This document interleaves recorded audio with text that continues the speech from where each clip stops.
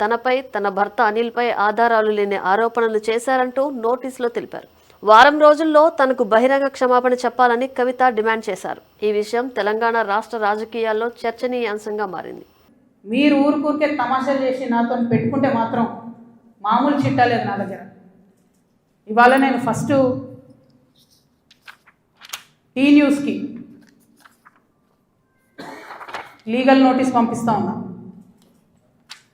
నా భర్త పేరు పెట్టి కృష్ణారావు అనేటటువంటి ఎమ్మెల్యే గారు ఏదైతే ప్రెస్ మీట్ పెట్టినరో, మీరేమన్నా ఆల్తు ఫాల్తు social media channel T News అంటే శాటిలైట్ ఛానల్, మీరు ఒక పార్టీని రిప్రజెంట్ చేసే ఛానల్, కనీసం వెరిఫై చేసుకోరా? ఏది పడితే అది వేసేసుడేనా?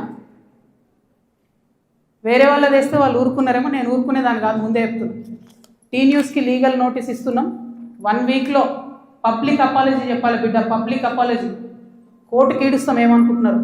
కాగా తెలంగాణ జాగృతి జనం బాట పేరిట కవిత విస్తృతంగా పర్యటిస్తున్నారు. ప్రజా సమస్యల పరిష్కారం కోసమే జనం బాట చేపట్టినట్లు కవిత ప్రకటించారు. మొదటగా ఉమ్మడి నిజామాబాద్ జిల్లాలో జనం బాట కార్యక్రమం చేపట్టిన కవిత ఇప్పుడు మేడ్చల్, హైదరాబాద్ జిల్లాలో పర్యటిస్తున్నారు. నగరంలోని మలక్పేట, యాకుత్పుర, చాంద్రాయణగుట్ట నియోజకవర్గాల్లో పర్యటించారు. స్థానిక ప్రజలతో మాట్లాడి వారి సమస్యలను కవిత తెలుసుకుంటున్నారు. ఈ సందర్భంగా బీఆర్ఎస్, బీజేపీ, కాంగ్రెస్ నేతలపై సంచలన వ్యాఖ్యలు చేస్తున్నారు. ఈ క్రమంలోనే బీఆర్ఎస్ ఎమ్మెల్యే మాధవరం కృష్ణారావుపై షాకింగ్ కామెంట్స్ చేశారు కవిత. ఆమె చేసిన వ్యాఖ్యలకు మాధవరం కృష్ణారావు కూడా స్ట్రాంగ్ కౌంటర్ ఇచ్చారు. ఈ నేపథ్యంలోనే ఆయనకు కవిత నోటీసులు పంపినట్లు సమాచారం.